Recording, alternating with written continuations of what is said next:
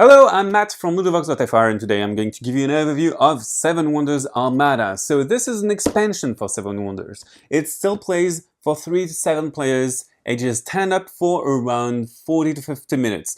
It is a bit longer than Seven Wonders. It is still a drafting game and a civilization game, in which you are going to expand your civilization over the course of 3 eras. And you're going to do that with additional cards and effects, and also a shipyard. And this shipyard is placed next to your wonder board, and you're going to have a shipyard with 4 columns with a boat of each color in each column. And this is very important, and these colors, you may recognize them from the base game. These colors correspond to the colors of the buildings.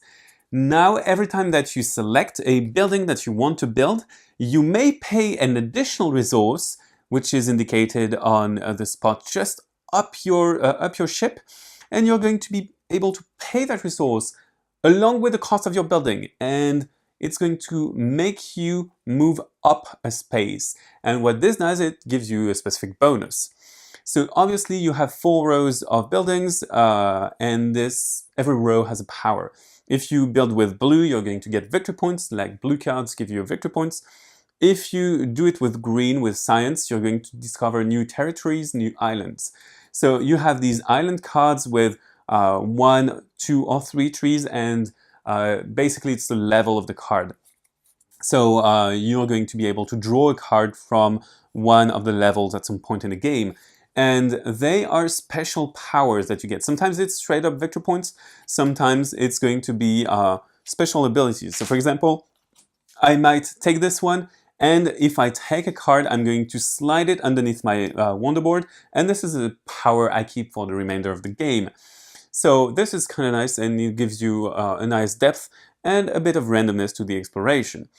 If you get to the commerce thing, the commerce track is going to make you able to have trading. Trading is very good because you are able to tax your opponents with these taxing spots and also some cards. When you tax your opponents, well, they are going to discard coin based on the power of the tax and also their trading level, because if they are very good at trading, they have a good defense against taxing. And finally, war is going to enable naval war. In this case, you gain shields, and these shields are really important. They are shields that you are going to get for an additional fighting phase. Usually in Seven Wonders, you fight your left and right neighbors.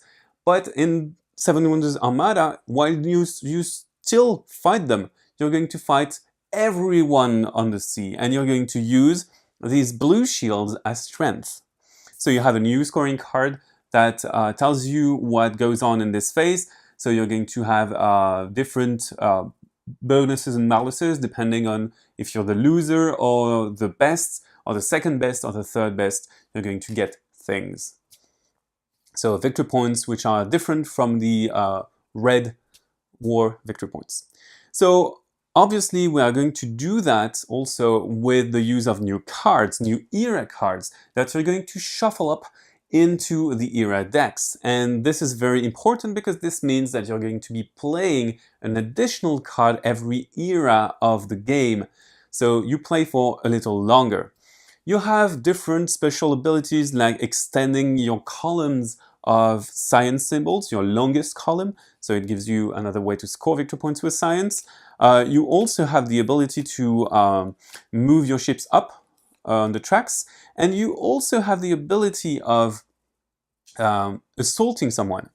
In this case, I would place the assault token 2 spaces right from me, and I would get to that person and fight that person. This means that basically I will fight 3 people on my end step when the era is ended. That allows me to score additional victory points through war, and this is very nice because it balances out war. Additionally, there is a special rule.